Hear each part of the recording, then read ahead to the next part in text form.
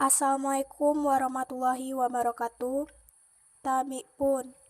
Perkenalkan, nama saya Anis Fatina dari UIN Raden Intan Lampung, jurusan Perbankan Syariah semester 5. Baik teman-teman, di sini saya akan mempresentasikan salah satu produk perbankan yaitu pembiayaan KOR sekaligus sebagai pemenuhan tugas mata kuliah operasional Bank Syariah. Sebelum kita lanjut kepada pembahasan selanjutnya, adapun aplikasi akad dalam produk-produk Bank Syariah. Yang pertama dari sisi penghimpunan dana, di mana terdapat prinsip wadiah, yaitu terdapat 2 produk, yaitu giro dan tabungan.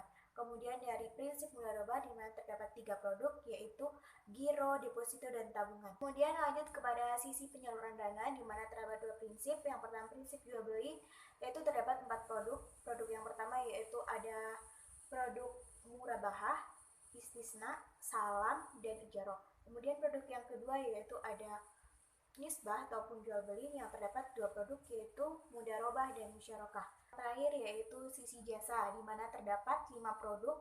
Yang pertama ada wakalah, kafalah, sarf, rohan, dan hiwalah. Kemudian lanjut kepada pembahasan. Di sini saya mengambil salah satu produk perbankan yaitu pembiayaan KOR di Bank Wakaf Mikro Mawaridus Salam, Sumatera Utara. Lanjut ke pembahasan selanjutnya. Sebelumnya, apa sih itu pembiayaan KOR?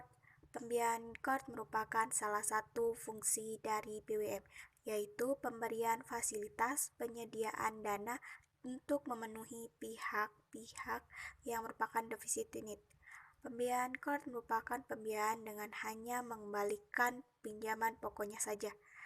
Akad KOR merupakan akad yang memfasilitasi transaksi peminjaman sejumlah dana tanpa adanya pembebanan bunga atas dana yang dipinjam oleh nasabah. Pembiayaan KOR di Bank Wakaf Mikro Mawaridus Salam, Sumatera Utara. Prinsip KOR untuk produk pembiayaan BWM Mawaridus Salam Sumatera Utara adalah pembiayaan yang dipergunakan untuk membantu pembiayaan usaha mikro, masalah masyarakat yang membutuhkan permodalan untuk memenuhi kebutuhan usaha serta sulitnya masyarakat membayar tagihan rentenir pada lingkungan tersebut yang sulit menjangkau dalam akses perbankan. Maka hadirlah Bank Wakaf Mikro sebagai pemberdayaan usaha mikro dan solusi permodalan rakyat. Oke teman-teman, bisa dilihat ya dari slide di atas bahwa sumber dana pembiayaan Bank Wakaf Mikro Mawaridus Salam Sumatera Utara berasal dari LAS BM Pusat, di mana dana tersebut merupakan dana hibah para donatur. Setiap tahunnya Bank Wakaf Mikro mendapatkan dana senilai 4 miliar rupiah. Oke lanjut, teman-teman di sini pasti pada bingung kan? Bagaimana sih skema aliran dana Bank Wakaf Mikro ini? Oke teman-teman, bisa dilihat ya dari skema di atas bahwa pembiayaan senilai 4 miliar itu tidak seluruhnya digunakan sebagai pembiayaan. Jadi senilai 3 miliar itu digunakan sebagai dana abadi, kemudian ada 1 miliar digunakan sebagai dana pembiayaan kepada nasabah. Jadi untuk pembiayaan 1 miliar ini tidak langsung cair teman-teman. Jadi bisa menggunakan sistem dikunci, di mana sistem dikunci ini 100 juta itu akan keluar terlebih dahulu sebagai bentuk likuid pembiayaan. Kemudian ada 900 juta itu sebagai bentuk deposito terlebih dahulu, kemudian akan dijadikan sebagai pencairan jika terbentuk 20 kelompok. Oke, next teman-teman, kita lanjut kepada skema proses pelaksanaan pembiayaan KOR Bank Wakaf Mikro di Mawaridus Salam, Sumatera Utara. Oke teman-teman, bisa dilihat ya dari skema proses pelaksanaan pembiayaan KOR di Bank Wakaf Mikro Mawaridus Salam Sumatera Utara. Prosesnya cukup panjang, berawal dari identifikasi, di mana dalam identifikasi kelompok itu harus sesuai dengan kriteria sasaran. Kemudian mendapatkan data calon anggota KUMPI. Jarak tempat tinggal, jenis, dan tempat usaha calon anggota itu sangat mempengaruhi sekali.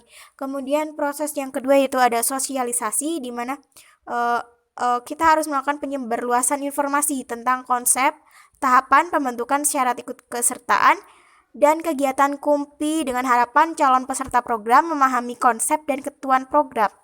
Kemudian yang ketiga yaitu ada uji kelayakan. Dalam mengklarifikasi dan memastikan kebenaran data keluarga miskin yang telah didapat. Jadi kita harus melakukan kunjungan langsung dan wawancara. serta indeks rumah, pendapatan, kepemilikan aset, dan lain-lain itu sangat mempengaruhi. Kemudian next ke langkah keempat yaitu pra-PWK atau pelatihan wajib kumpi, di mana ada pertemuan sehari dengan agenda menjelaskan program, memantapkan tekad, mematangkan proses, mengevaluasi kesiapan, serta pemilihan anggota kelompok untuk menentukan tepat dan jadwal PWK-nya. Terus yang lanjut lagi ada brainstorming dan ceramah. Kemudian langkah ke-5 yaitu ada PWK-nya, yaitu pelatihan wajib kumpi. Di mana dalam kegiatan ini kita harus membentuk dan mempersiapkan kelompok dalam mengikuti pelaksanaan program. Dilaksanakan selama 5 hari berturut-turut, selama 60 menit sekali pertemuan. Kemudian ada materi. Materinya itu terdiri dari prinsip, tujuan, kegunaan dari program itu, sehingga kita mengetahui modal usaha, sistem, dan prosedur pelaksanaannya. Hak juga, kemudian ada kewajiban, serta tanggung jawab para anggotanya. Kemudian ada langkah yang terakhir yaitu helmi atau halakoh mingguan, dimana ini adalah langkah 1 kali seminggu untuk pencairan dan angsuran untuk pembinaan serta pemahaman usaha kelompok dengan materi utama yaitu keagamaan. Kemudian ada pencairan dengan adanya pola 221, dan yang terakhir yaitu kegiatan ini berlangsung selama tenor pembiayaan, jadi nggak langsung selesai gitu aja ya teman-teman. Baik, itu tadi yaitu skema proses pelaksanaan pembiayaan. Teman, kita lanjut ke skema sumber dana core. Jadi dalam skema ini terdapat dua, yaitu dari sisi internal, kemudian juga ada sisi eksternalnya. Oke, dari skema internal nih. Dari skema internal nih berawal dari modal, kemudian juga ada laba ditahan. Kemudian dana tersebut digunakan untuk pembiayaan core. Setelah melakukan pembiayaan core, kemudian didapatlah pendapatan administrasi, pendapatan utama eksternalnya. Jadi dari sisi eksternalnya ini terbagi menjadi dua, yaitu yang pertama dari sumbangan, infak, pendapatan maupun pendapatan yang lainnya. Kemudian dana-dana tersebut ini kemudian digunakan untuk core kebajikan. Nah, dari core kebajikan ini didapatlah pendapatan. Jadi pendapatan ini diperoleh dari kalaupun ada dana penambahan core kebajikannya. Terus kemudian yang kedua yaitu nasabah dengan sistem wadiah, di mana nasabah ini melakukan titipan atau menitipkan dananya. Kemudian digunakanlah dana tersebut untuk core pelengkap. Nah, dari core pelengkap inilah diperoleh pendapatan ataupun fee ataupun pendapatan utama ataupun pendapatan dari bagi hasil. Baik, itulah presentasi dari saya teman-teman. Semoga video ini bermanfaat. Terima kasih bagi teman-teman yang sudah menonton video ini dari awal hingga selesai.